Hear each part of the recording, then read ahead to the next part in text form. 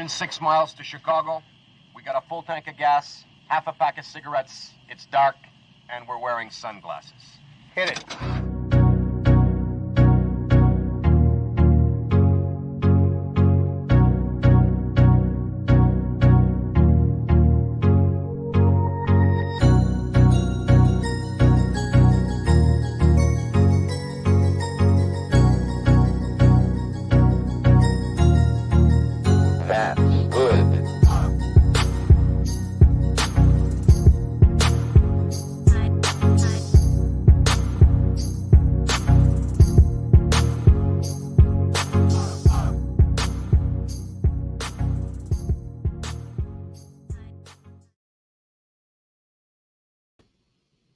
Hey, Chicago. Welcome back to another Friday night edition of Chicago Corner. I'm your host, Jerry Vasilatos, and I want to give an update to tonight's itinerary. Unfortunately, we just got last-minute word. Jamal Green will not be able to join us because of the evolving Tyre Nichols situation with that video being released. But we are going to be talking about that tonight. In fact, I think we had it queued as our second story, but now that the video's gone out, and there's a lot of concern with civil unrest around the country, I think maybe we can talk about that at the top of the show. So, let me bring in my co-host with the most, Mr. Ed Heller. Hey, Ed. Hey, Jerry. How's it going? It's another Pizza Friday, and I made one in honor of Lynn Bramer, who is now doing Pizza Friday in heaven. You know, the thing, though, is it's always Pizza Friday with you. Yeah, but I don't, Fridays are always for pizza.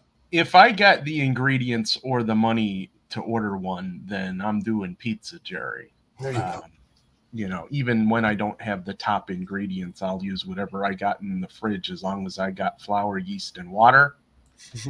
And then I just gotta scrounge up some cheese and other things like I don't know. This time I had steakums, and I had a little bit of pepperoni. I had some crumbled bacon. What are steakums? Steakums are like the commercialized version of a cheesesteak. It's like processed beef, and you cook them up like steaks and serve them as cheesesteaks. But what I'll do is cut them up in pieces and then par cook them, and then take those and put them on the pizza so they don't like turn the pizza into a giant grease bomb. But the special ingredient on tonight's pizza was giardiniera. It was a favorite ingredient of Lynn Bramer's. He used to order. I found in his timeline on Twitter, at least half of the pizzas he ordered had giardiniera on half. I think he put fresh basil on the other half a lot of those times. And so I thought, it'd be nice to make one this time around. And if you don't mind, that would make it a spicy pizza. The giardiniera, that's a spicy element, isn't it? Yeah, kind of spicy. You can order different. You can order different kinds of giardiniera, but they have, the really hot stuff, or the kind of medium hot stuff. And I bought the ones that said medium, so it was still a little spicy, but not like overboard, like blowing your head off spicy. So, so this was tonight's pizza. It came out pretty well. I can always do better, but I think anybody who had a slice of this would go, dude, no, you can't. Ladies and gentlemen, welcome to Food Porn with Edward Heller. Yeah. So anyway, I just thought I'd show that briefly here on Pizza Fridays before we get into all the serious stuff we're talking about tonight. Yeah. And I am digging up some information, trying to find a video that we can show just to give people a general idea on what happened. I think I got one. Yeah, I got one from NBC News. If you want me to show that. Yeah, why don't you show that, since I have problem with with audio on my side with my video in the browser, and then we can go into the CWB Chicago alert that we got earlier today. Okay. All right, here we are. Let's see where their update is. I know a lot of people are like doing live updates right now. Everybody's broadcasting about Well, this it's going because to be a powder just keg, and you know what's especially. yeah. Let me get a word in here. What's especially interesting about this situation is we know there are racist cops across the country. These were 4 black officers that decided to murder this young man. So I think that this really speaks to.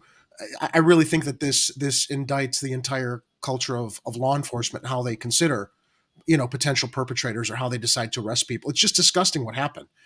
When I saw it was 4 black officers, I'm like, this isn't supposed to happen. If any officers are supposed to know to exercise some caution and de-escalate a situation, you would think it would be 4 black officers, but it wasn't. So while we know that there are unfortunately too many racist white cops, it shocks me. It shocks me that these guys did what they did, and I do think it speaks to the culture of law enforcement that just has a complete disregard for civilians and how they choose to do their business. Yeah, and we've talked about the institutional problems of how law enforcement currently operates, and there is a Yep, better way. absolutely. With that said, let's see what NBC News has to say. We have the second clip now released by the city of Memphis ready to go. We want to give you another warning. This video apparently is the most graphic and the most shocking to watch. Also, again, we want to give a warning. There are likely lots of profanities. This is, from what we understand, the Sky Cop cam video, which is a pole cam looking down at the arrest and subsequent beatdown. Okay, I'm stopping this right here because it sounds like we already missed the first video release, and I don't think we really want to show any of that here. Should I show what they're about to show, Jerry? Should I let it play? I would say, Ed, let it play, and if it turns out there are issues, we can stop it. I would imagine they might have mosaicked out some of the more alarming stuff, but I mean, look, it's news, man. Why are we not allowed to talk about news on YouTube and analyze and discuss this stuff? It's bullshit. Yeah, It's just I'll leave it to you if you need to. And for those wondering what we're talking about, the short version of this is that police brutality ended up as a murder. That's the Cliff's Notes version of this, and it's not anything new, unfortunately, other than it happening to not be majority white officers this time. Yeah.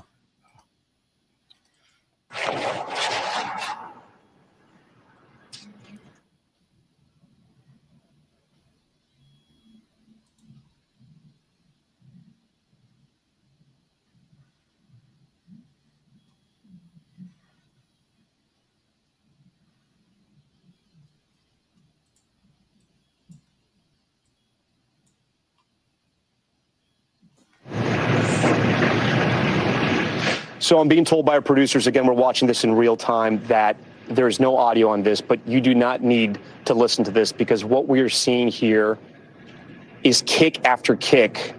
It looks like in the direction of Tyree Nichols' head. I was just at that intersection earlier tonight, and believe it or not, it is 3 houses away from where Tyree Nichols' parents live. He was running in the direction of his parents' house. This overhead camera here, it's called Sky Cop, and they're all around. Oh, and it looks like an officer here has a baton. Looks like they're holding him up. Oh, man. The family described this video. They are literally holding him up. Oh. There's some violent punches being thrown. He's literally being held up and beaten with a baton and fists right to the face. I can count 4 officers on the scene right here. All right, I'm stopping it there. I don't know how much more we need to see of this. No, and my computer's freezing up on this end, and I'm trying to my memory's already at 66% after a reboot. And and look, if you guys really do want to see these videos, it's not going to be hard for you to find them. I mean, that they already had him restrained. They had him down on the ground.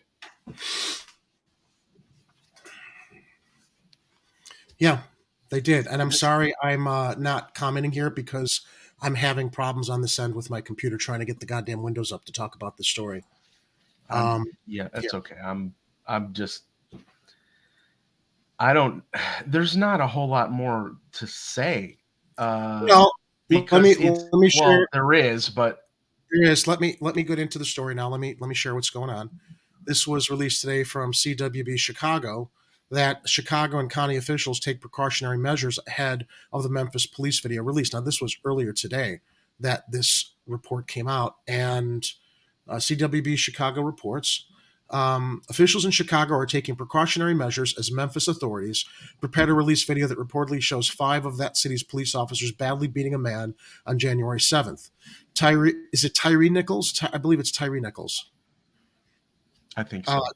29, later died of his injuries. The 5 officers have been fired and were charged with second-degree murder on Thursday. C.J. Davis said she has seen the. Speaking with Good Morning America, Memphis Police Chief Sarah Lynn C.J. Davis said she has seen the video, and I would have to say I don't think I've ever been more horrified and disgusted.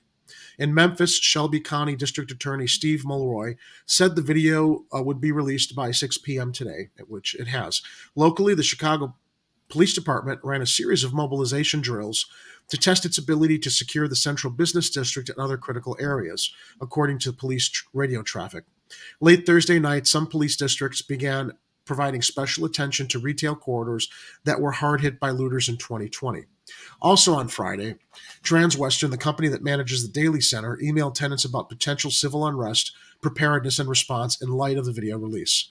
The memo said building management and the Cook County Sheriff's Office are working together to prepare for potential issues. Security in the lobby and pedways has been increased, the memo said. Workers were also advised that some entrances and exits may be closed, and metal detector screening may become mandatory for everyone who enters the building. Loose furniture items in Daily Plaza and other parts of the building were also properly secured inside the building, the memo said, and close monitoring of these areas will continue. Ladies and gentlemen out there in Chicago, it's a horrible thing that happened, but can we just keep our shit together and not go riot and tear the city apart and give the police department more, no pun intended, ammunition to militarize downtown in a way that affects, everybody going down there and just doing what they need to do. This is crazy. Good. Now my window opened up. It's okay. It sounds like you're got a little bit of a lag on your stream, but it's catching up, Jerry. Oh, I do? Great. All right. It's okay. Now, we can take our time. Yeah. Hang on, everybody. Let me take some time to catch up here.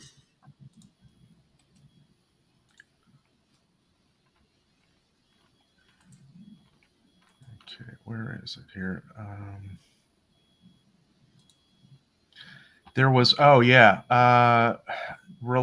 of related to this, I think, was the CWB Chicago tweeted earlier today that management of the Daily Center has issued a memo to tenants about, quote, potential civil unrest preparedness and response in light of the upcoming release of video in Memphis, Tennessee.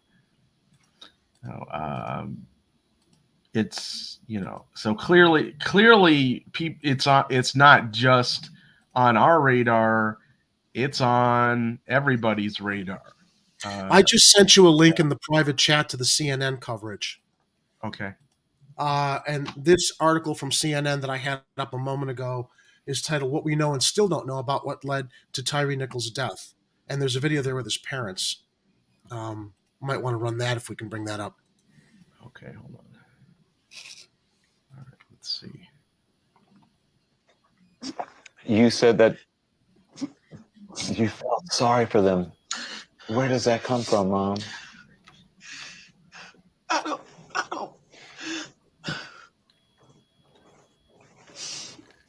don't hate anybody. That's not in my nature.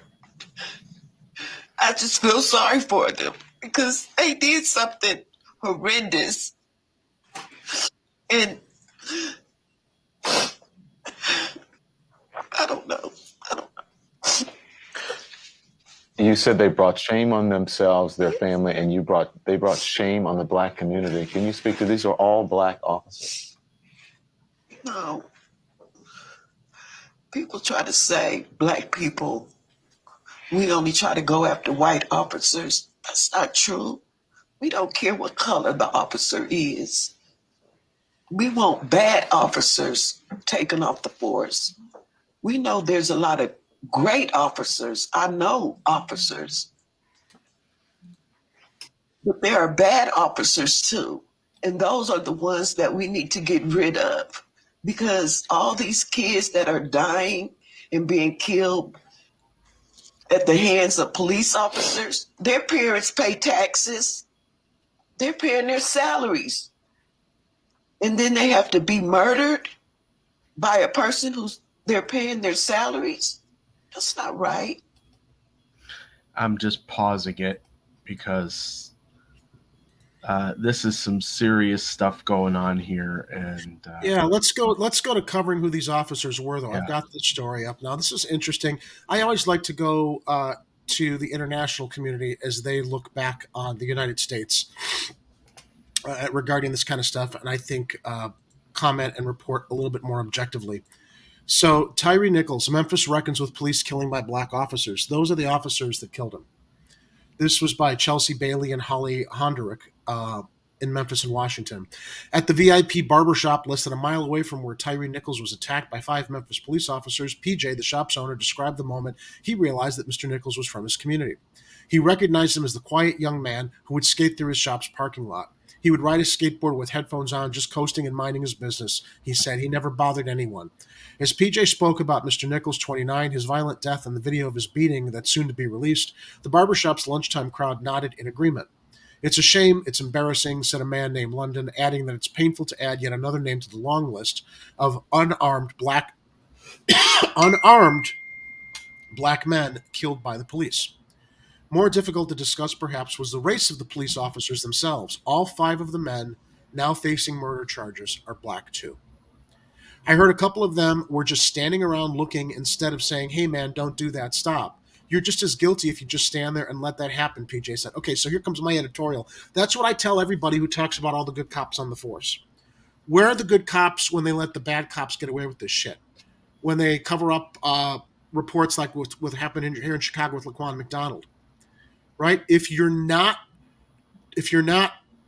exposing the bad cops, you are as complicit in what's going on. You don't have to engage in the violence to be part of it. And as this showed, this witness is saying, why weren't the other officers doing something to tell the officers who were beating this kid up to stop?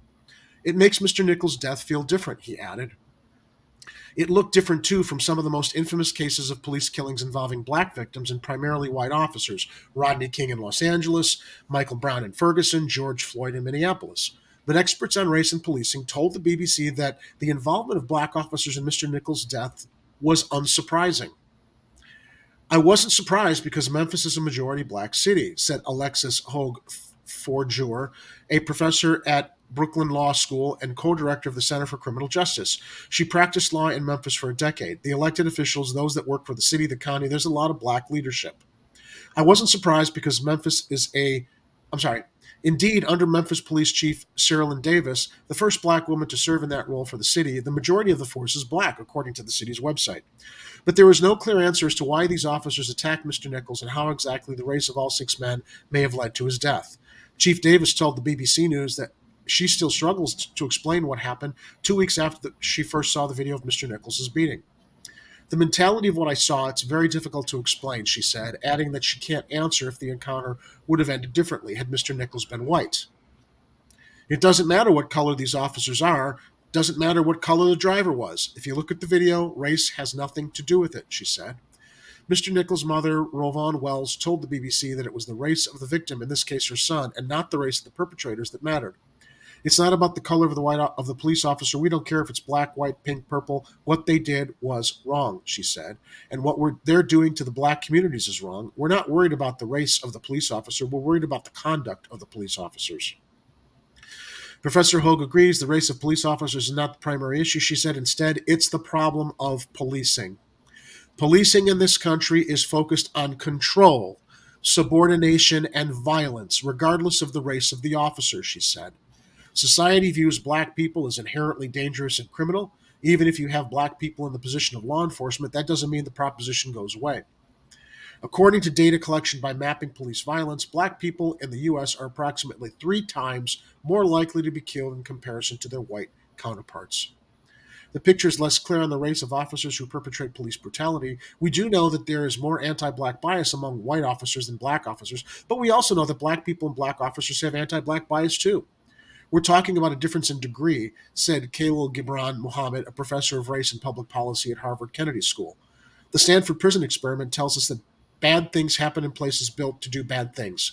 Anyone who dons the uniform is more likely on average to engage in abusive behavior directed towards a black person. Rodney King, in his memoir, talked about being abused by white and black officers alike. It goes on and on and on and on, but I think I've kind of made the point. Look, man, there's something very, very wrong with the culture of law enforcement. Yeah. And I'm thinking we need to have a complete overhaul of all police departments in this country. Not just a couple that you're hearing about on the news. And everybody who wants this sense of security that, oh, but the police are good, what would you do without the police? We're not talking about abolishing the police and having an absolute anarchy. That's ridiculous for anybody to even take the proposal of reallocating resources away from the police as an initiative to eliminate the police. That's not it. But as we go into our next story here, look, money went into this new police academy. No reallocation of funds to strike at the root causes of crime, violence, and desperation in these neighborhoods. Even the alderwoman and the community in this neighborhood didn't want this thing going up there, but this is where they put their money. $170 million police training facility. This comes from the Chicago Tribune. Mayor, police superintendent, fire commissioner hold ribbon cutting for controversial $170 million training facility. This comes from by Paige Fry. Mayor Lori Lightfoot and top officials with the Chicago Police Department and Chicago Fire Department gathered with dozens of people Wednesday morning for a ribbon-cutting event at the new $170 million joint training facility in West Garfield Park, which has been criticized by activists since its inception. This has been a very important day. Oh, I can't even do it because of my sore throat. You want to do it? Are you reading from the Tribune article? Because I only have access to the blog club. I'll try it. This has been a very important day for this community, Lightfoot said. It's a very important day for police and fire, but it's a really important day for our city. The Chicago Joint Public Safety Training Campus at 4433 West Chicago Avenue is on the 30.4-acre site of a former railroad yard. The facility will be used by members of CPD, CFD, and the Office of Emergency Management and Communications. The modern training campus will include community spaces, computer labs, classrooms, scenario training, and an indoor shooting range, according to the Public Building Commission. They don't have this elsewhere, that they have to spend another $170 million in this community that needs funds elsewhere to put in another police training facility? This is an example of what we're talking about, man. Yeah, and go ahead. And are they going to have any kind of reform in the way that they're training these officers compared to how they currently are? It's good. All they're doing is creating another box that's going to function under a faulty system. It's going to be the same old, Ed. With the article that I've got up here, Superintendent Brown is there and everybody's like glad handing and knocking elbows. It's just I don't know, man. I'm sick right now, everybody. I didn't want to come on and do tonight's show for numerous reasons, not just because I'm sick. I wanted to come on and do the show. I made myself come on and do the show because we were hoping to talk to Jay Mall and understanding, other business is taking his attention. But this is why I'm like getting so tired of like coming on and doing these shows. It's the same thing every night we do this show. We're just pissing in the wind with this stuff. And I got a JFK-sized headache right now, and I think I might have COVID. I'm waiting for the PCP test to come back because the rapid test came back negative, but that didn't matter last time. So forgive me if I'm a little bit slow in my delivery tonight. I'm just like looking at this and it's like, I'm exhausted by it all. It's the same thing. We reported on this story not too long ago when people in the neighborhood were like, why we don't want this here. Why don't you reallocate that money elsewhere to get to the root causes of why crime is going up? Throwing more money at the police is not doing anything. Let me pull up if I can get this working on my browser over here. Yeah, and I think the statistics as far as effectiveness of the police is that they solve about 2% of the violent crimes. Exactly. So, do they really need all that funding?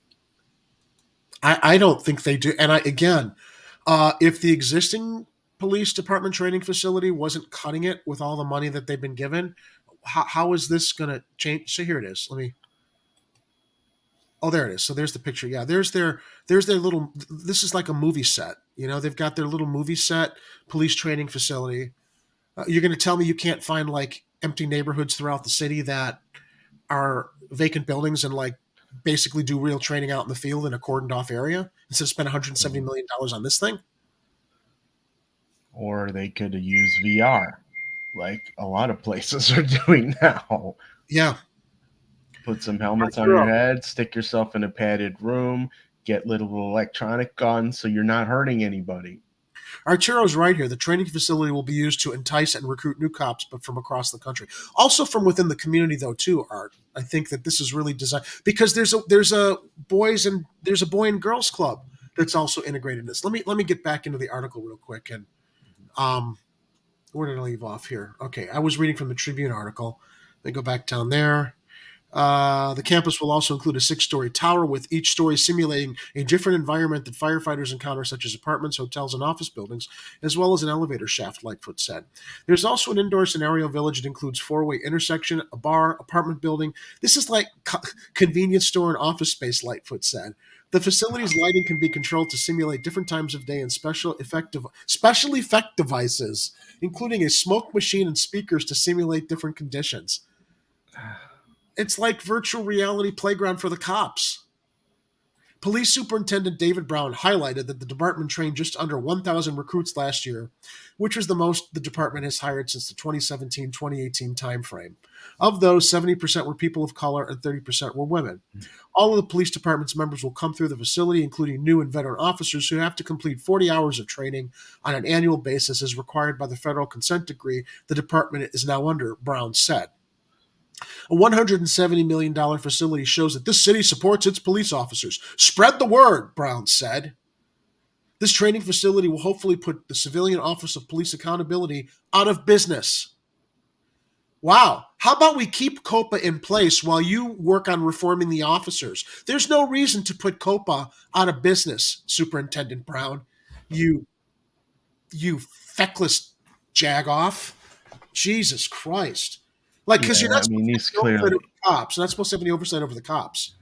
Given what we just saw happening in Memphis with the civil unrest that's going to come from what these 6 black cops did to this young man down in Memphis. That's a bit of hubris for him to think that this training facility is going to stop all the problems that they're having. Yeah. But honestly, the better use for this facility would be as movie studio, TV studio. Yeah. Just let all the Chicago shows that are currently filming use it. And and Kathy Powers brings up the point that we've lost so many cops due to retirement and other issues where they decided to leave or were forced to leave, that we don't even need this facility. We have a movie studio here to do with stages that can do everything you're seeing over here. Okay, it's called CineSpace. It's been here for the past 10 years now, 8 or 10 years. So yeah, this is. Kathy says the glamorous life of head bashing the poor and oppressed. Art, yeah, this is a good point. They should let the poor live within the facility and have the trainees train around them in accurate conditions. My God.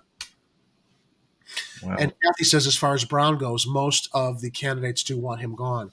The facility was dedicated to Michonne Plummer, a firefighter who died in 2022 while on duty, and Police Commander Paul Bauer, who was fatally shot in 2018 while trying to apprehend a suspect. The Scenario Village will also include several mock street signs in dedication to fallen members such as French Street for Officer Ella French, who was fatally shot during a traffic stop in 2021. Virtue signaling, man, come on. Look at all the signs back there. And they didn't dedicate it to Ella French because they scolded her for actually giving a damn when Anjanette Young was falsely arrested. That's right. Oh, God. Let's see here. The project was not only the right thing to do for first responders, Lightfoot said, but it was also the right thing to do for the West Side community that has been resource-starved for so long. I'm confident this facility... Oh, no, that's not Lightfoot. I'm confident this facility will strengthen our relationships with the Austin and West Humboldt Park communities, Fire Commissioner Annette Nance Holt said. Not really. Let's go to the Blog Club Chicago article now. Because activists held protests and fought the $128 million training campus for years, saying they'd rather the city spend its money on housing, social services, and other resources to help residents. City Council approved plans for the academy in 2019. We're here for a celebration, Alderman Emma Mitz of the 37th said. I think this is a win-win for the city of Chicago. Took a lot of bruises, but they were worth it. She's another one of the mayor's bootlickers, Emma Mitz. The campus will be used to train first responders from the police and fire departments. We went through that, the tactical village. Back to the neighborhood, though. Critics have said the academy and the officers is expected to bring more frequently to the area when they train could traumatize local children. They have spoken out against plans to open the Boys and Girls Club on the campus. The mayor's office said Wednesday it's expected to open this summer. There's your fresh recruits. At Wednesdays. I remember also, remember when Jamal was trying to get the city to relinquish that school property, that empty school, to create a youth center to train kids in what they want to do, not to be firefighters and Chicago police officers. This is what Lightfoot wants. She doesn't want to any youth center to enrich and encourage kids to discover what their talents are. We just need more bodies for the police and fire departments. At Wednesday's ceremony, Lightfoot said the academy was ultimately needed to provide greater training to first responders. We want to make sure our first responders have everything they need. She said, historically, we have neglected first responders training. These investments are absolutely critical to do their jobs. With all the fancy signs to memorialize everybody. Yeah. Oh, welcome to the live chat, Uncle Warren. He asks, are the cops in Chicago from the actual neighborhoods they patrol? Here in NYC, the cops are from Long Island, some are from upstate, I think he means upstate, and some from New Jersey. None live in the hoods they serve. It's interesting you bring that up, Warren, because we asked several of the candidates at the mayoral forum a couple months back what they thought about putting through some kind of legislation or decree that cops need to live in the neighborhoods that they serve, so that they're not looking at the potential perps that they're fearing can threaten their lives. They're looking up at them as neighbors, and they all know each other. They're working together in the community, not as opposition to each other.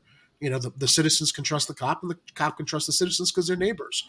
Interesting. I think, who did I talk to about that? It was Alderman Sawyer who said he'd be for it, but he didn't know if he was for pushing a law to make it happen. Well, then how can you make it happen if you don't legislate it's part of new policy? Yeah, I mean, you can obviously do, like a promotional thing where you're encouraging people to live where they're working, but you really do need to set up something like that in the proper functioning of a public safety system. You gotta live where you operate, right? And it doesn't make sense for you to not to. And you're most familiar with that area as well, and the people there, and the community. Extra bullet, yeah. Well, that's another, too much power. Then they'll always have it. I don't see any solutions to any of this anymore.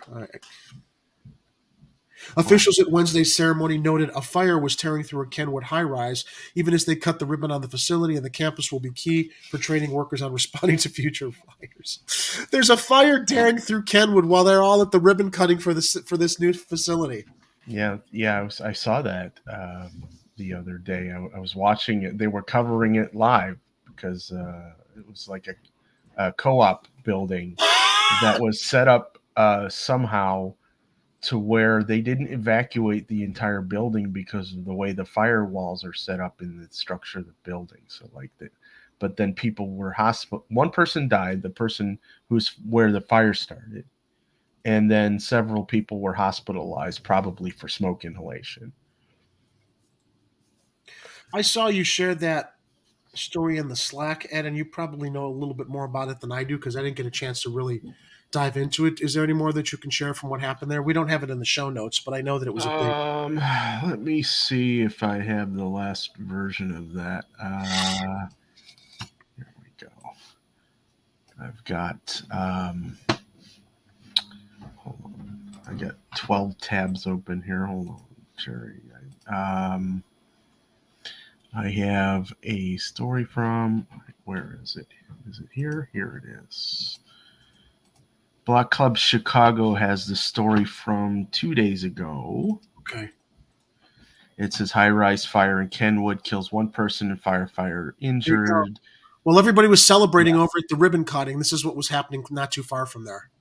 Yeah, so eight people hospitalized. And so, They would have mobilized and said, hey, let's get out of here and go, train and fight a fire.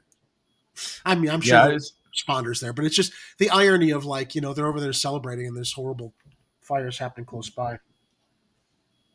Yeah. So, I mean, that could have been a whole lot worse, but yeah. And that fire started, they say, from smoking. Exactly what they were smoking, I don't know. I think it was an elderly person, so probably cigarettes, but you never know. Yeah. But you got, if you fall asleep and, that lit cigarette falls into something flammable, it doesn't take much. That's all she wrote. That's that. All right. I just sent you a link in the private chat, Ed, to the next story, which has to do with new developments in the Lightfoot intern scandal. I just wish this would force her to resign in shame. I'll read from WGN before we get the video up. This comes from Ben Bradley, Sam Charles, and Lourdes Duarte. Mayor Lori Lightfoot's deputy campaign manager, emailed at least 73 Chicago public school teachers earlier this month to ask for students to help in Lightfoot's re-election effort in exchange for class credit. Newly obtained emails show. Records obtained by WGN Investigates show that Megan Crane, Lightfoot's deputy campaign manager, sent the emails to at least 39 CPS teachers at 8:32 a.m. on Tuesday, January 10th. Crane sent the same message to at least 34 more teachers at 12:32 p.m. the following day. An hour after the initial solicitations were sent out, a teacher at Walter Payton College Prep responded to Crane asking her if Lightfoot would be available to join in a candidate forum at the near North Side High School. I have brought this to the attention of the mayor's schedulers. Given the mayor's dual roles as manager of the city and as a candidate, scheduling is very challenging, Crane responded at 10:50 a.m. on Wednesday, January 11th. Get your students to work for us for free because the mayor doesn't have a fucking minute to come talk at your school about civic service. And they asked her back, is there any way? Oh, no, she said, is there any way to send a surrogate or show students a video statement made by the mayor? She continued, if so, I can bring this option to our team as well. Less than 2 hours after the correspondence with the teacher at Payton, Crane sent out the second round of emails to CPS employees, records show. A social science teacher at Jones College Prep, who's also a delegate of the Chicago Teachers Union, responded to Crane about 30 minutes later saying, thank you for your email. I find your candidate's values to be contrary to those that I attempt to inculcate in my classroom. Inculcate. Oh, that's right. There was that one word that heard that word before. That would have been, Lori going, wait, inculcate what? Wait, somebody Google that and tell me what the hell that means. It sounds like it's bad. Crane did not respond. In the ensuing hours, higher-ups at CPS were apparently made aware of the campaign's efforts to recruit student volunteers in exchange for class credit. At 3:16 p.m. on January 11th, Judge Swirsky, the senior advisor to CPS CEO Pedro Martinez, emailed Crane, "Thanks for chatting before. Just to reiterate our phone conversation, no recruitment for interns or vols can be done on campus or by staff/teachers. We also cannot provide any classroom credit. Any questions can be directed to me or Jennifer Chan, the CPS ethics advisor, CC'd here." So Crane's emails to CPS employees were first reported by WTTW on January 11th. Though her campaign initially defended the email solicitations as common practice, Lightfoot held a press conference on January 12th, backpedaling, during which she called the effort a mistake. I threw in backpedaled. Anyway, let's go to the video. All right. Oh, let's try turning the sound on. Oh, Lightfoot's campaign staff requesting student involvement. And investigative reporter Lourdes Duarte has been looking through those emails and joining us now with more What's in them. All right, well, this all started 2 weeks ago, you may remember, when it was revealed that Lightfoot's campaign emailed some Chicago public school teachers to try to recruit student volunteers for her election campaign. We are now learning more than 70 CPS teachers were asked about recruiting students. The emails show that at least one of them pushed back.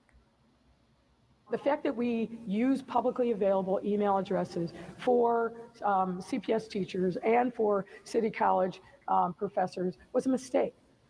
Period, full stop. We will cooperate with any investigation that's out there. This was Mayor Lightfoot days after the CPS recruitment story came to light, a story her staff initially defended, calling it common practice. And this is the kind of outreach Stop it for a second. that never should have happened. Yeah, common practice, Mayor Lightfoot. No, sir. No, sir. No, sir. You will stop speaking. You will stop speaking. You're full of crap, and that's the nicest thing that I can say.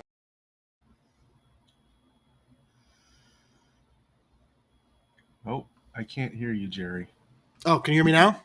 Yes. I said, let's turn her on herself. She's full of crap. Today, we're learning exactly how the recruitment effort started. 80-plus pages of emails show the mayor's deputy campaign manager, Megan Crane, reaching out to more than 70 teachers. In her 4-paragraph email, complete with a link for students to apply, she writes, "As the race heats up, we're looking to enrich our office through what we call our externship program. Could you please share this opportunity with your students?" Obviously, there are a lot of ethical issues that go along with it. And you don't say. And concerns, and that's why there's an investigation going on. I think it's also important to note that while the mayor first kind of justified this effort as something all campaigns do, or many campaigns in big cities do, as time went on, she not only agreed not to do it and admitted it was wrong, but ultimately blamed a staffer. The request didn't get much response. One teacher asked if the mayor could come and speak with students at Walter Payton College Prep. I don't have the time. Back, saying, "I find your candidate's values to be contrary to those that I attempt to inculcate in my classroom." Good for him. Good That's for them. the word. Good for them. Inculcate. Inculcate. Higher-ups at CPS, meanwhile, eventually found out about the outreach, and at that point, they stepped in. The senior advisor to CPS CEO Pedro Martinez emailed Crane, writing, "Thanks for chatting before. Just to reiterate our phone conversation, no recruitment for interns or volunteers can be done on campus or by staff or teachers. We also cannot provide any classroom credit. Any questions can be directed to me or the ethics advisor." As I said, in this instance, the staffer made a mistake. It was well-intentioned, but she now recognizes well-intentioned to save her money. The CPS outreach, even though through publicly available sources, was not the right thing to do. The mayor has called the emails a mistake. It's too soon to tell how voters will react. The election's still more than a month away. Unless something comes out of the investigation and there are some kinds of enhancement of focus on it, I really just don't think voters are going to give all that much weight to it when it comes to voting, because they're less concerned about the personality and the persona involved as they are the environment in which they live economically and safety-wise. But she's ruining that too, though. What is this asshole? The Inspector General and the CPS Inspector General how can you have say both. that with a straight face? Her lack of ethics and the way she's run this city into the ground, this is reflective of how she's done that. Now, also, by the way, Commissioner Brandon Johnson weighed in. The Lightfoot campaign was informed by City Colleges of Chicago in August that email solicitation violated its ethics code, yet continued with CPS. Our city needs a leader who is focused on fully funding schools and not abusing the power of their office. But as this guy in the video said, it's like no one's going to pay attention to it. I don't know. Anyway, if any of you noticed some of the B-roll of Lori Lightfoot walking in different directions, you may go, hey, I think I saw that on a recent episode of Chicago Corner. I can't think where. Is that where you got it? Do you have the video? Hello, my name is Lori Lightfoot. While I'm running my city into the ground, I need maximum comfort. And that's why I wear slacks by Hagar. Roomy roll-up slacks by Hagar. When you're comfortable in your complacency. Good one. Oh, we got more, huh? Oh, the homeless count. Yeah, okay. Yeah, I wanted to send you that video to run so we could roll that into our next story on Timmy Knudsen. Timmy Knudsen, who is now on my top 10 list of aldermen that absolutely must be replaced after his appointment by the mayor not too long ago. Yeah, and I don't think he's related to Bunny Knudsen from the Lebowski movie, but you never know.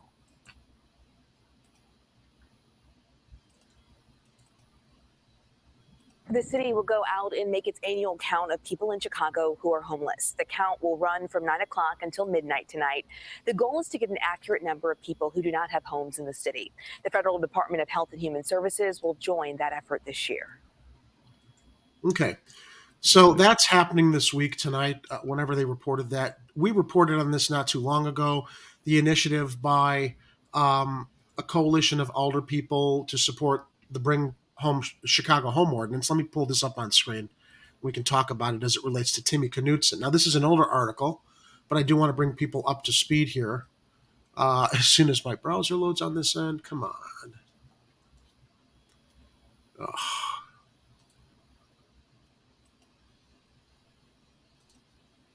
I need a new computer, Ed.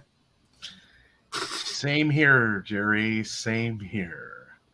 Although I did find that the Brave browser is a much better responding browser than the Chrome browser. Okay. All right, here we go.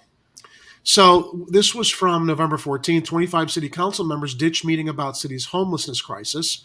Alderpersons who supported the Bring Chicago Home Ordinance said they're profoundly disappointed by efforts to derail the meeting after Mayor Lori Lightfoot spoke out against the measure. And of course she did. Because Mayor Lori Lightfoot hates the homeless. I'm just going to say it.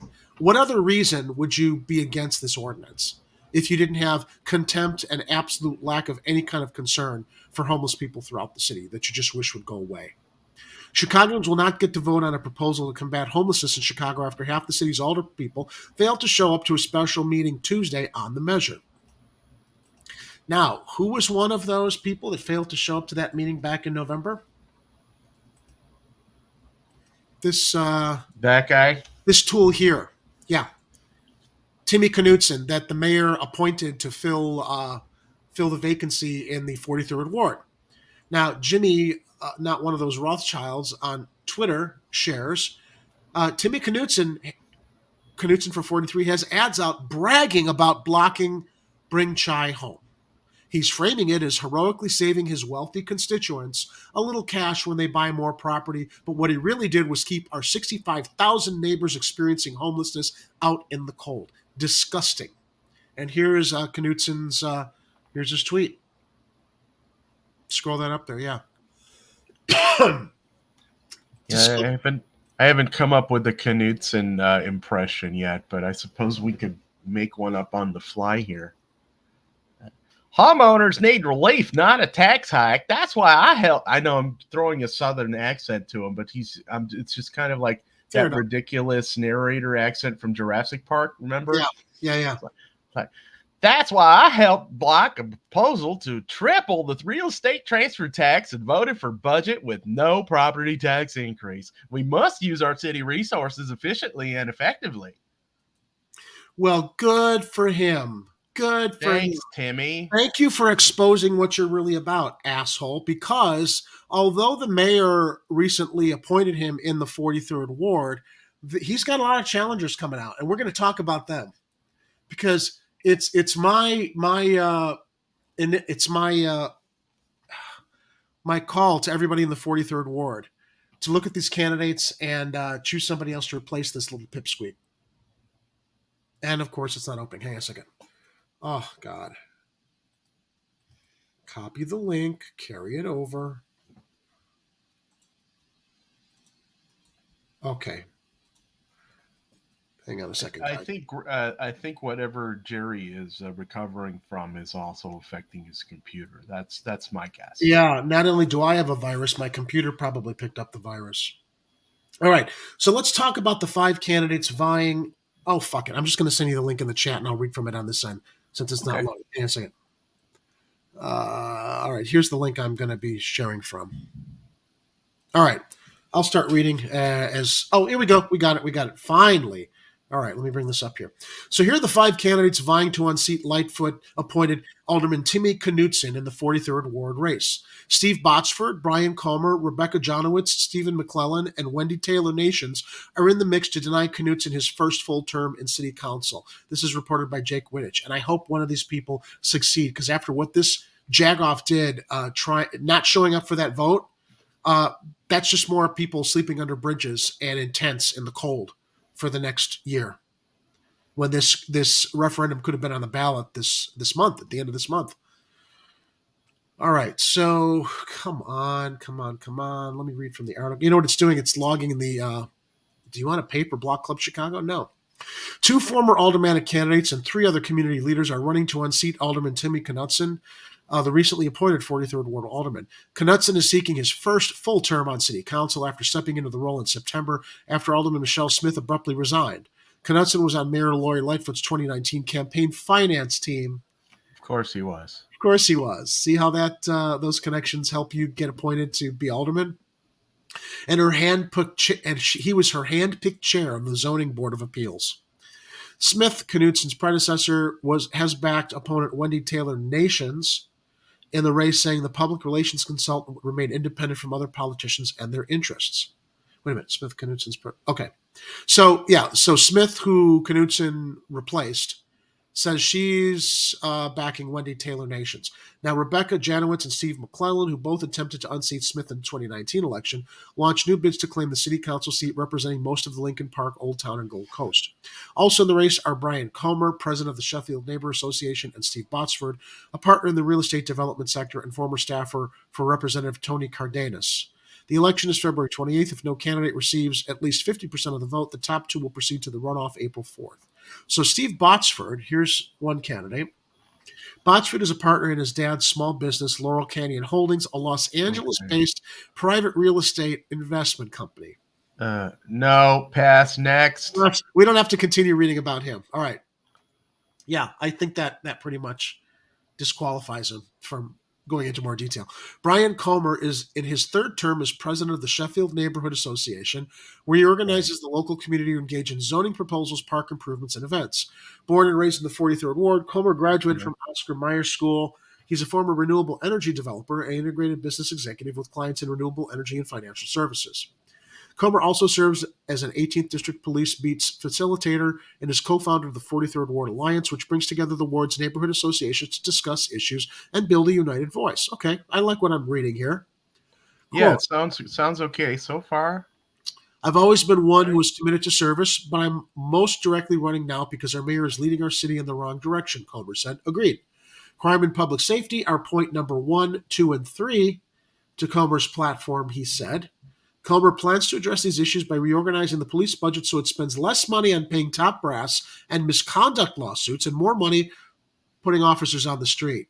Wah, wah, wah, wah, wah. Okay, it's not the worst response to a city that overwhelmingly is crying out for more police just because of the crime. But I'm not seeing anything here yet about reallocation.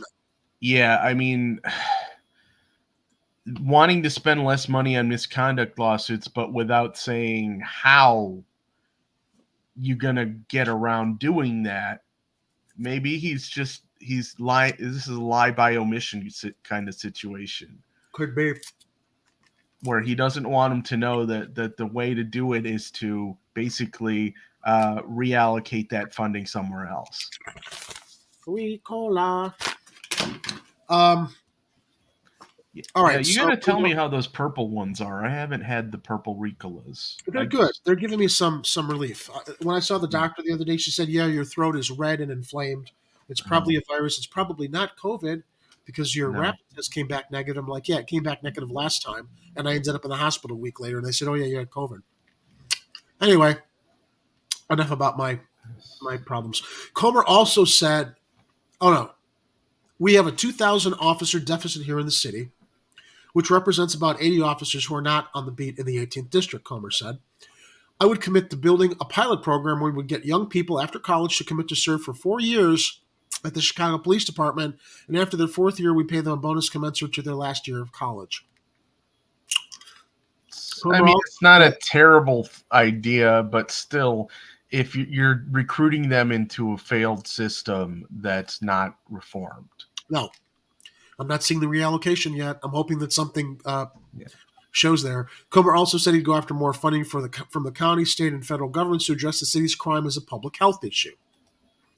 Other priorities include improving constituent services so the alderman's office can respond more efficiently to neighbors' needs, streamlining the city's business approval process to attract more business and to empty storefronts, to attract more small businesses to empty storefronts, and increasing funding for public schools. To improve the CTA, Comer suggested adding more beat patrol officers to patrol platforms, trains, and buses, improving the agency's technology for more accurate schedules, and boosting worker benefits to attract and retain employees. He says, "I'm running as an independent voice who wants to serve our community and not let a mayor who has obviously steered us in the wrong direction appoint her close friend to lead our ward," Comer said. "I just don't think that fits with the character of what the 43 ward was and is and wants to be moving forward."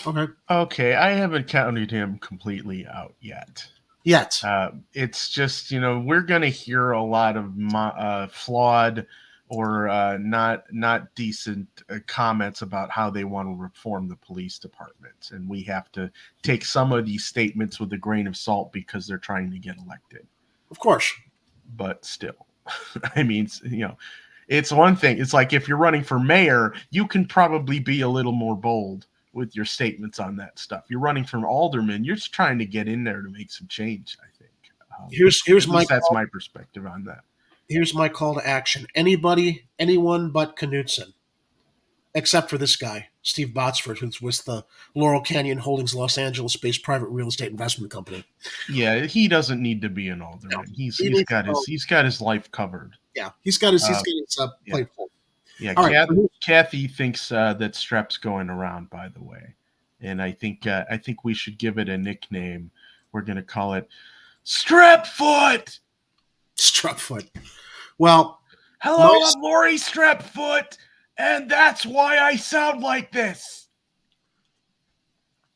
My suspicion was, because I'm like 5 or 6 days after you could potentially catch COVID, I'm thinking maybe I caught it at the airport on the way out of town or in the airplane. If I have it. I don't know if I have it yet, but excuse me. What did I call it? The Sundance strep? Yeah. All right, so let's go to Rebecca Jonowitz. And by the way, Kathy, any new Patreon members? Thank you for reminding me because my brain is a fog right now. I do want to thank Kathy Powers and Dr. Howard Ehrman and Dominic Palella and Shane Coughlin for being our 4 Patreon supporters at $5 a month supporting the show. Thank you all. I forgot to mention that at the top of the show. But Kathy is here to remind me, so thank you, Kathy. All right, so let's get back to this other candidate, Rebecca Jonowitz. Jonowitz, who ran against Smith in the 2019 election, is hoping to bring her decades-long career in public safety, violence prevention, education, and community engagement into the 43 ward office. Okay, that sounds like it's a good start. A graduate of Loyola University Law School and University of Chicago Harris School of Public Policy, Jonowitz has worked as an attorney, special assistant to Tony Preckwinkle during the Cook County Board President's time as alderman, special projects coordinator for Chicago Public Schools, and violence prevention expert at the Cook County Sheriff's Department. With the experience I've had in the different levels of government and working on different urban problems, I'd be useful, Jonowitz said. Jonowitz said she'd work closely with the police department to improve its clearance rate for shootings, in addition to working to stop the flow of weapons coming from Indiana. Okay. Another priority is boosting home ownership across Chicago so the city can generate more revenue from property taxes without resorting to raising them, Jonowitz said. There's a lot of concern about property taxes, and I will not stand up in front of people and say I'm going to lower them, but I do think it would be realistic in Chicago to increase the number of people who are paying property taxes, Jonowitz said. We've got to stop losing so many people. Jonowitz sorry to interrupt, but yeah, we got to lower the property taxes. Yeah, we do. That has to happen. That has to be part of what you're going to do when you get in there.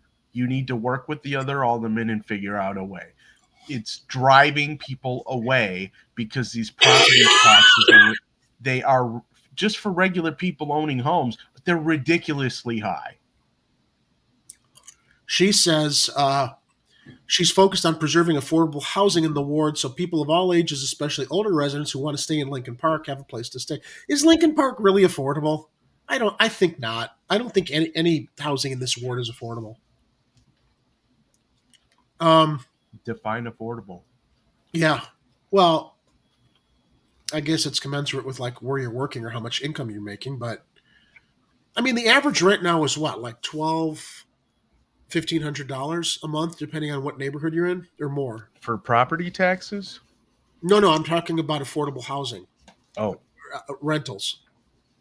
I don't know, but that sounds about right. Yeah.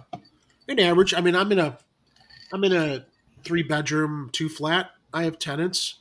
The rent for them, I think, is $1,400. A lot of room and stuff. I'm up on the north side. Keep the building in good shape. I think anywhere from I think like $1,200-$1,500 is like the average going rate. It also depends on if you're including utilities in that. Yeah. Where did I leave off? Jonowitz, who served on local school councils when her 2 children were growing up, also said she'd focus on funneling more money into CPS. In my LSC days, we used to get money from the university or money from various groups, and some organizations had formally made grants to schools, but it was never enough money, Jonowitz said. We need to solve this problem because we have a spectrum of kids, some of whom are children who need a lot of additional supports. Jonowitz is also very concerned about the state of the CTA, she said. We can't get ridership up because of the crime, and we can't get the crime down because we can't get the ridership up, Jonowitz said. These are so intimately tied to each other. Strategies to boost ridership could include reduced fares at certain hours or for certain purposes and increasing safety on platforms, trains, and buses by attracting more people to use them. How about just like free public transportation? Yeah, make it free. With all of the advertisers that you see hawking their brands in all of the L terminals and subway stations and stuff. You could get them to basically pay for the entire thing. That's right. That's how brand integration works. At least how it should work. Yeah. Except what really ends up happening is some alder person or group of alder people or some mayor or some other person connected gets a sweetheart deal with whoever wants to do this advertisement, and they never end up paying the amounts that they really should be paying to advertise in the subways or the public or the buses. I didn't know this about Timmy Knutson, who I keep asking, why does he hate homeless people? He seems to be an identity politic hire, Ed. Uh-huh. At 32, Knutson is City Council's youngest alderman. He's also the first openly gay representative of the 43rd Ward. Now we know Lori Lightfoot is a lesbian woman of color, and she's appointed. Yeah, I mean, look, identity politics by itself is not necessarily a problem. It's when you weaponize those as a tool to prevent actual issues that matter from happening. You can't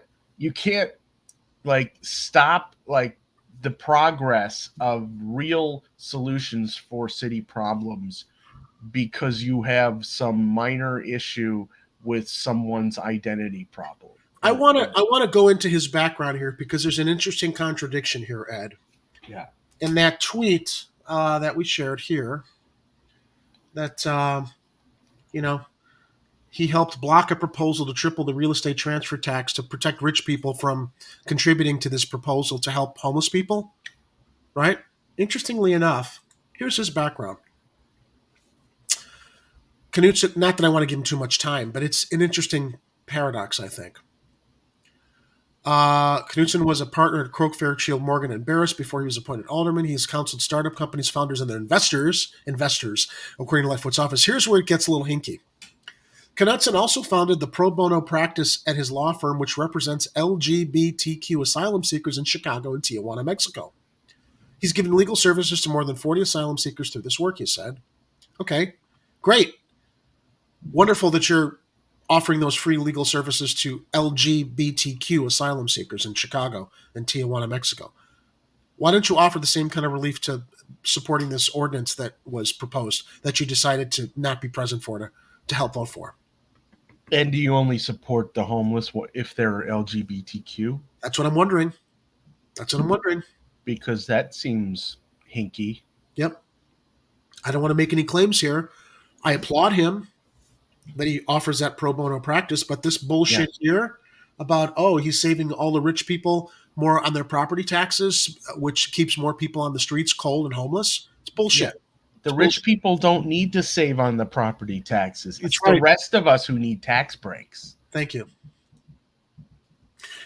Citing public safety as one of the top issues affecting Chicago, Knutson's first move as alderman was to reallocate his office's menu dollars to fund more security cameras and license plate readers across the ward, because you know how much revenue that's all going to bring in.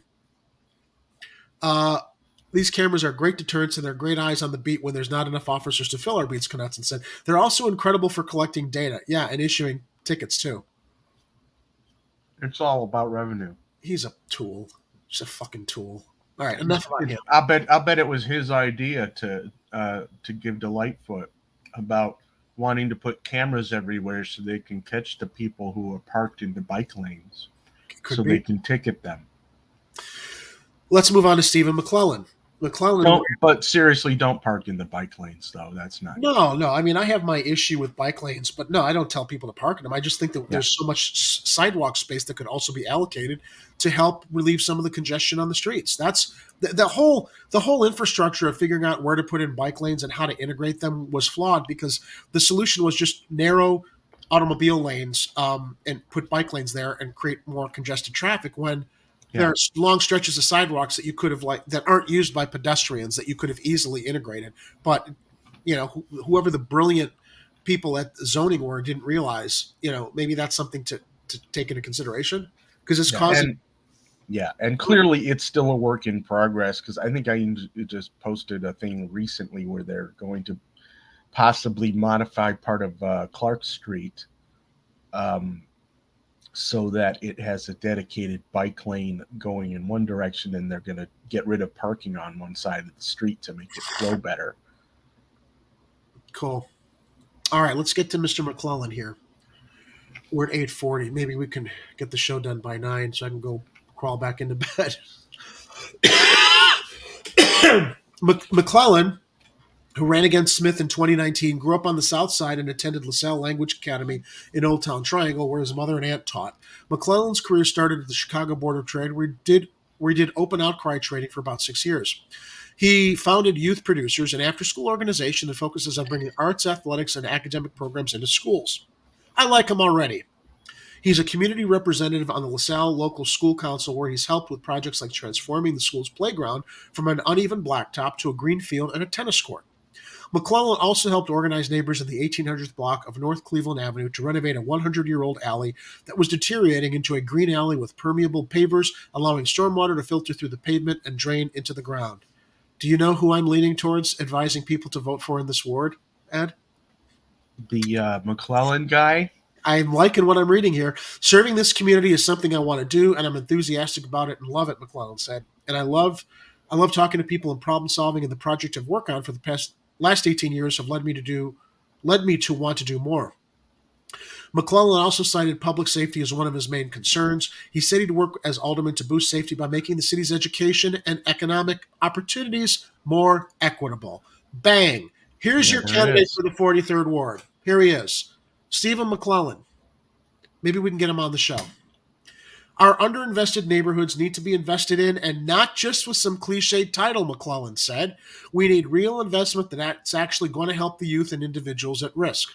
McClellan also would work with other alder people to recruit, quote, better police officers and find ways to retain them so they're not being poached by suburban departments after completing the city's police training, he said. Another priority is reforming the city's tax increment financing approval and oversight process, he said. We have 136 active TIPs right now, but are all 136 doing their job, McClellan said. For the ones that aren't doing their job, how do we go on to release those funds into the budget, preferably into our underdeveloped neighborhoods? This is the guy. Another focus is commercial corridors, which need more small business to keep the areas alive. Growing up, I used to rollerblade up Lincoln Avenue, stop at the original Potbellies and get my sandwich, go to Tower Records. Oh, I used to go to that Tower Records all the time. I remember that. And buy a CD and then head up to City Sports, McClellan said. I just thought the 43rd Ward had so much going on, and now I look at it and we have empty storefronts. McClellan wants to create a program like the city's Neighborhood Opportunity Fund to create opportunity zones within the 43rd Ward to attract business, he said. It's not as easy as I'm saying I'm going to fill a storefront, McClellan said. I have an actual plan of attack step-by-step of what this process is. Cool. Okay, yeah, he's my favorite so far now, too. Now, the last candidate, Wendy Taylor Nation, she is the one that the prior alderperson of the ward, Alderman Michelle Smith, is endorsing against Knutson. So I'm curious to know why she wants to endorse this woman. Taylor Nation's a public affairs consultant who previously worked as chief marketing officer for World Business Chicago, hopes to claim the 43rd Ward seat with the endorsement of Smith. Taylor Nation said she recognized crime as one of the major issues affecting the ward after she was groped by a stranger at the Armitage Brown Line station in summer of 2021. I've lived in this ward for almost 30 years, and I've never felt unsafe, especially on the CTA, but it feels like crime is just out of control right now. Next! Taylor Nation said her first priority as alderman would be working with the mayor to fire Police Superintendent David Brown.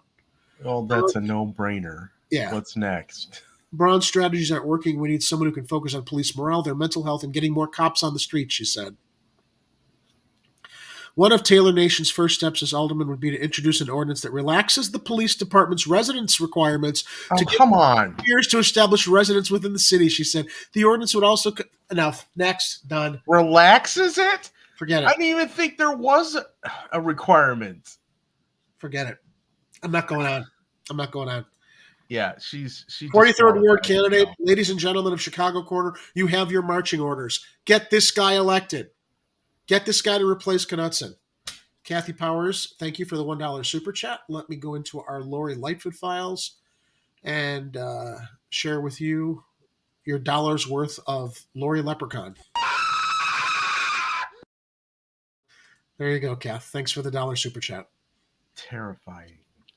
It is terrifying. So, yeah. But Stephen McClellan's not terrifying. What's that? But Stephen McClellan's not terrifying. Well, I like this guy. Yeah, I think he's a good choice. Good candidate. So 43rd Ward, you know what to do. You know what to do. All right, let's see what I got in here. What's our next story? So we went over Timmy Knutson hating the homeless. By the way, this would have been a time, or coming up on the time we were going to have Jamal Green on at 9:00. And Jamal was going to come on and address the Chicago Corner Manifesto.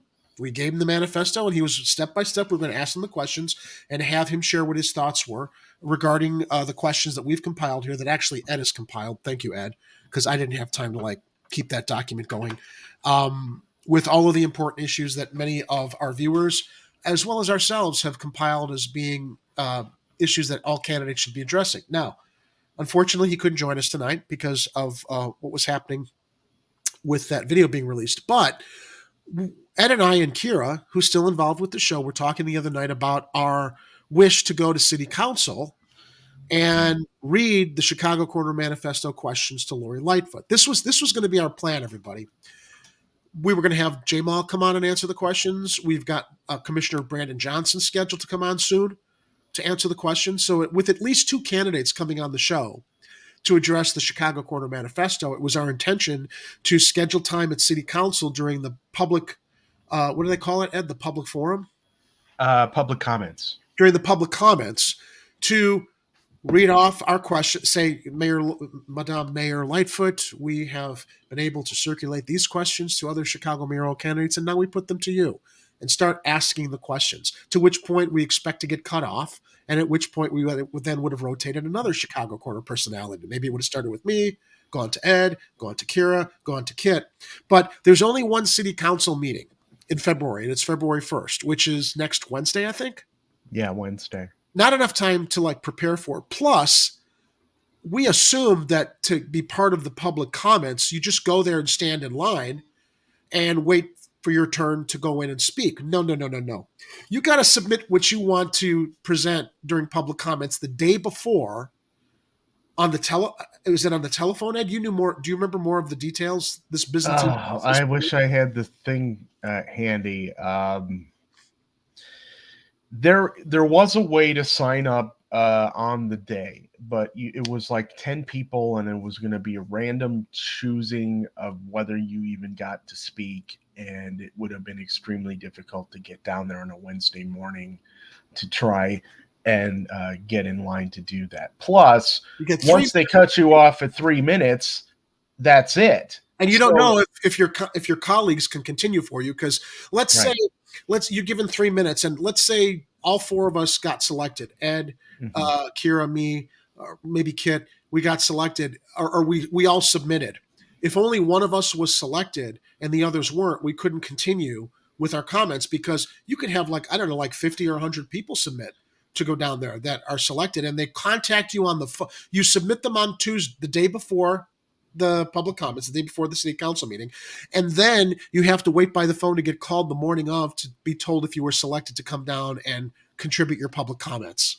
Yeah. So how is that possible to be able to be on people? There are so many. I mean, it's unsurprising to me that they decide to throw all this red tape in front of the ability of the public to actually hold their representatives accountable with public comments, because it's exactly what they do with all the funding that comes in that they're supposed to be distributing to people. They put it behind all these restrictions and things that most people, even if they know how to get to where to apply for these things, they're nearly impossible to qualify for or to complete the documents in order to get them through. And then it's a hurry up and wait game. Plus, it's very possible if you I think that you need to share what you want to talk about in public comments. So who's to say if you're not there to kiss the mayor's ass, you're going to get a chance to stand up there and complain about something, given, you have to state what you're there to talk about. Of course, you don't have to actually tell them what you're going to talk about. You don't. You could generalize the topic so that it sort of qualifies, but they don't really know what you're going to say until you say it. Yeah. I've listened into city council's public comments on the internet from time to time, and one time I actually heard an organization who managed to have their ducks in a row, where they had people who had pre-registered in the teleconference, and apparently several of their members had done it, and they were set up so that they could start reading something, and when their 3 minutes were up, whenever their person was called next in line, and sometimes they're not right in a row, they could pick up where they left off. And I heard that happen once. So it is possible. It's just really, really, really hard. It takes an enormous amount of figuring out how to coordinate is what it was. Yeah. So and since, and I got a day job, I can't really just sit on the phone or waiting for a call.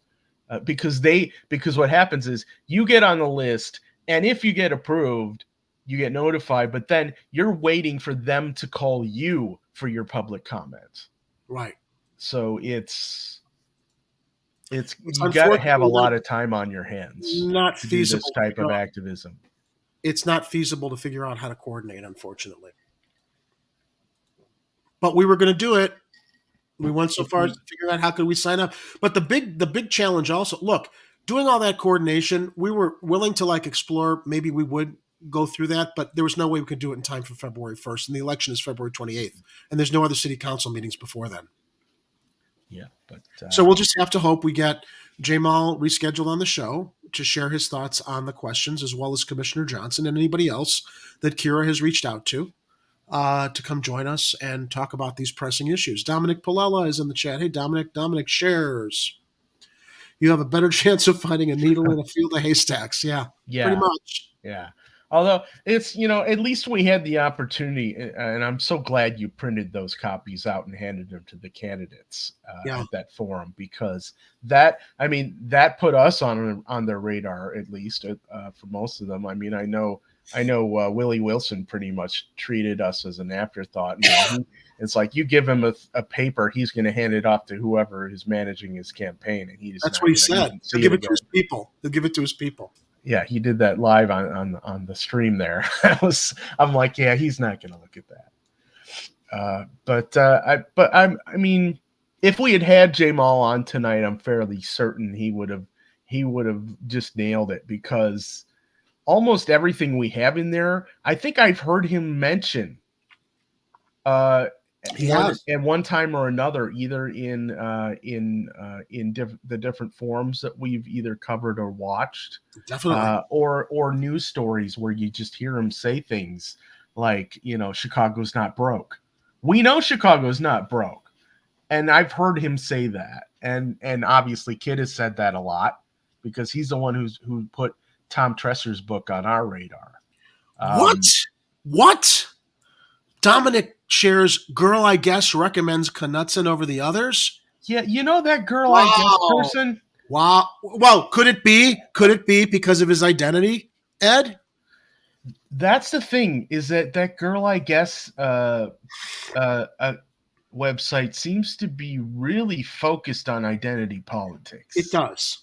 It sadly, like to an insane degree. Like, how about pay attention to the policies? I mean, a lot of identity politics, the good identity politics, are aligned with progressive values, but identity politics just for the sake of identity politics, because Knutson is gay, then because she's gay, that's not a reason to endorse him. Sorry. We saw what his record was, and we saw what the record was of this guy, the proposals of this guy McClellan, which were much more aligned, I think, with progressive values in that ward.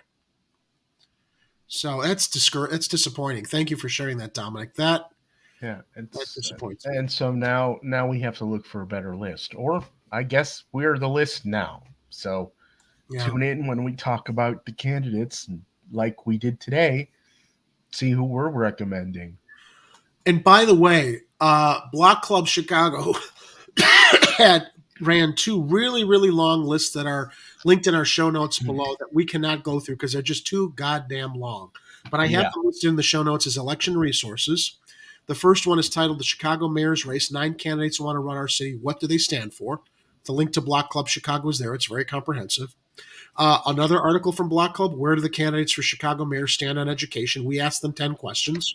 And there's also an article at Block Club on how early voting in the 2023 election works and where to do it.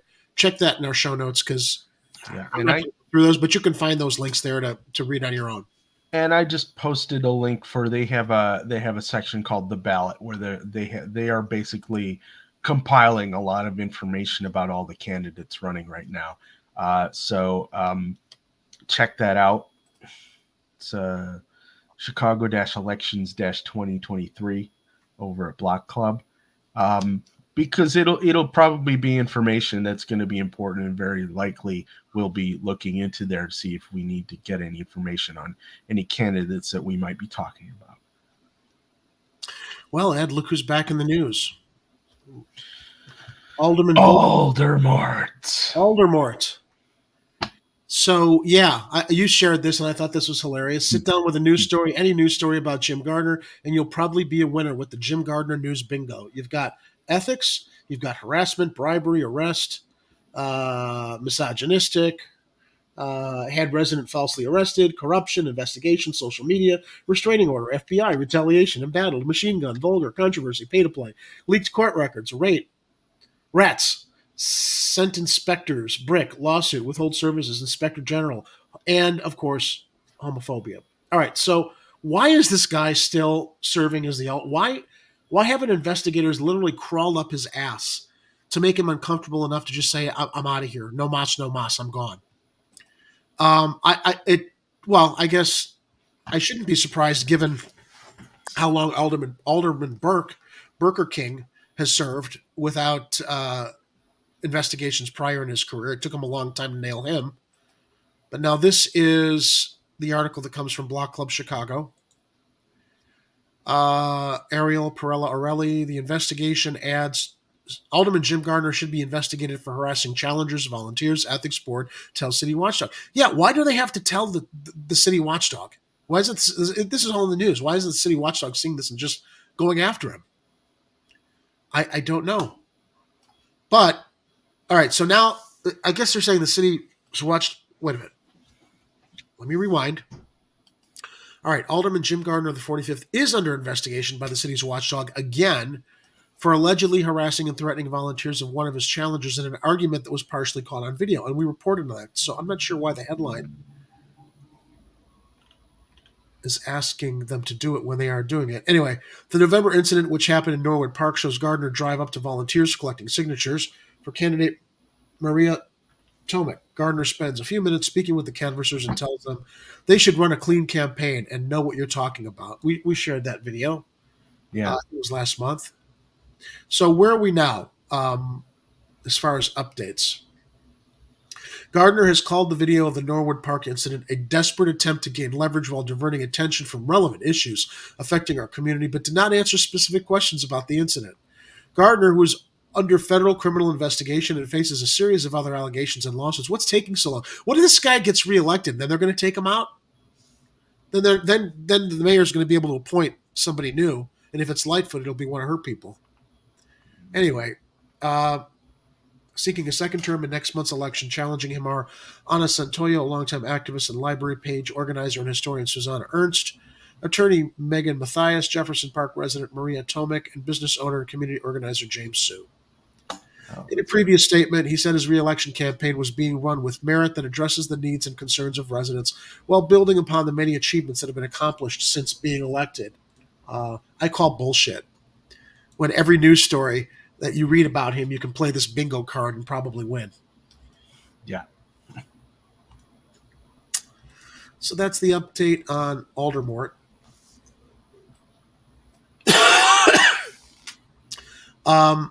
What is our last little funny story for the evening? Oh, although Jamal could not be here tonight, I was going to run this before we talk to him from his Twitter. Ed, can you bring it up? This one? Yeah. There we go. Let's play it. He says, Lori the plagiarizer, please stop stealing my words. Write your own, Mayor. P.S. You've stolen our hope. Go Green Chicago. Okay, here we go. Actually, I think it's plagiarist, but okay, we get it. This election is about if we're ready to participate in a movement of hope. The hope of the 20,000 homeless young people out there that still strive to be excellent. The hope of Anjanette Young, who are using her days to make sure that another woman is not humiliated like she was. The hope where you have opened up your homes and your heart to me. I love he's in the background there. We have come together through one of the toughest challenges that we have ever faced in a global pandemic and all the cascading consequences of that. The hope that has allowed us not to be bowed and broken. This election. Lori likes copying people all the time, whether it's their plans, their speeches. All right, so the last thing we had to share is this is an old link, but I thought it was funny. You found this, Ed. Excuse me, I don't copy anybody.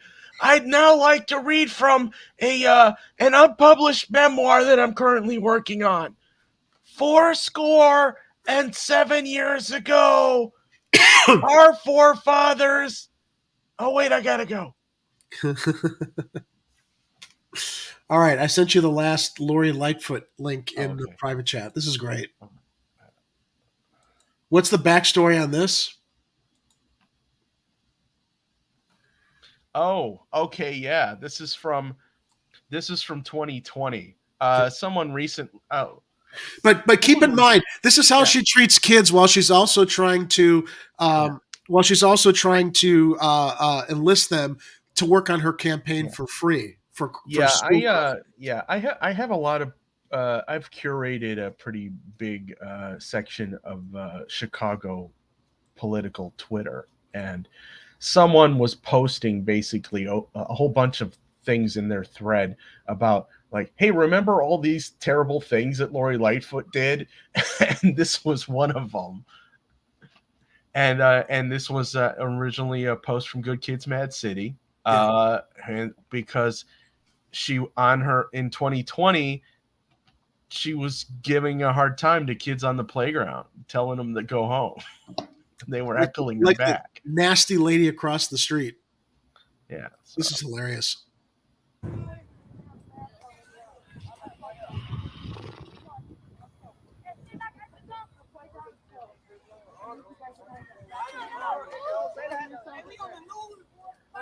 Let's move on. Move on. Let's go.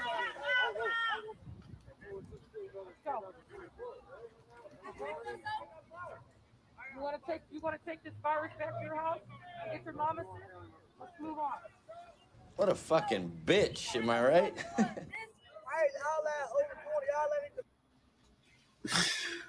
There's our moment of Lori Zen for the evening.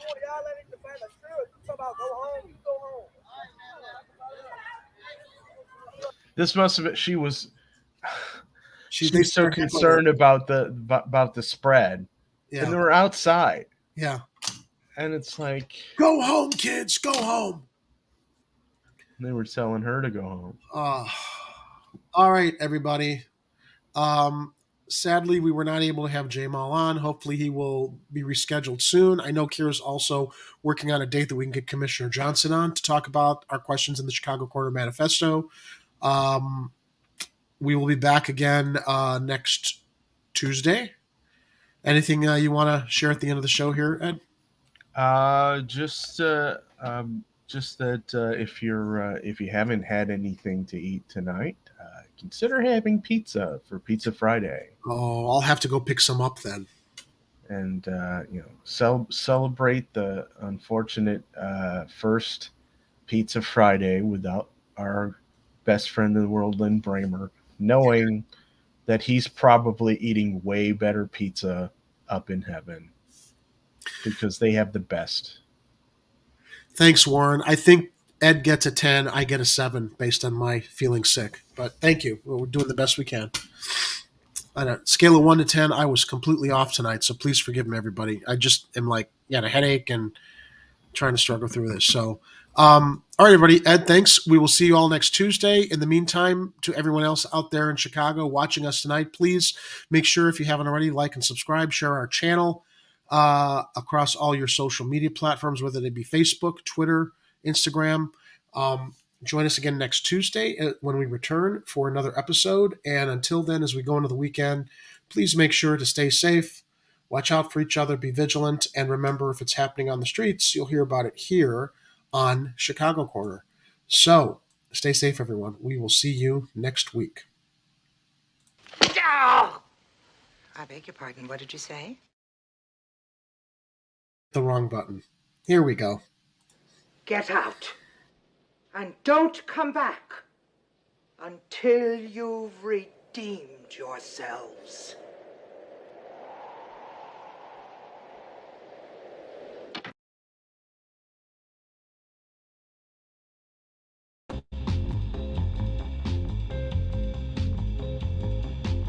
Hello, my name is Lori Lightfoot. While I'm running my city into the ground, I need maximum comfort. And that's why I wear slacks by Hagar. Roomy roll-up slacks by Hagar. When you're comfortable in your complacency.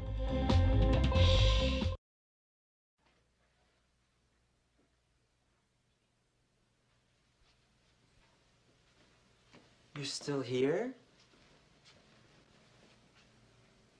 It's over. Go home.